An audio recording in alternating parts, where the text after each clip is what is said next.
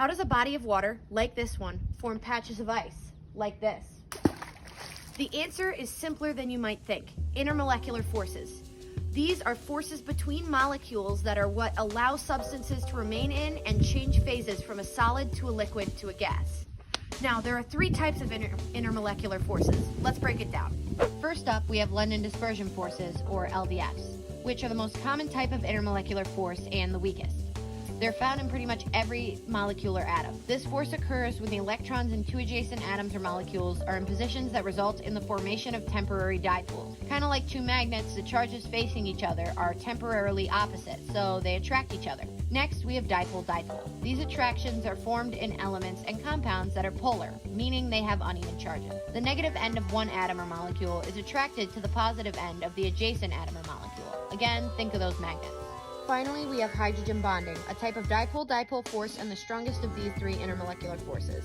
It is formed between a hydrogen atom and a fluorine-nitrogen or oxygen atom bonded to another hydrogen atom. The hydrogen isn't really giving up an electron in this case, but the extremely electronegative atom it is bonded to, like the oxygen, nitrogen, or fluorine, has more possession of the electron it has, causing a partial positive charge, resulting in the hydrogen being attracted to the lone pairs of electrons of the partially negatively charged fluorine, nitrogen, or oxygen in the adjacent molecule.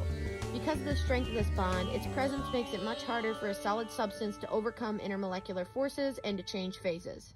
For example, think of this as solid water, with each brick representing a molecule of H2O. The presence of hydrogen bonds is like supergluing these bricks together. While it's not a true bond between atoms, it keeps each molecule together so that it's much harder for the water molecules to overcome these forces and change into a liquid or a gas.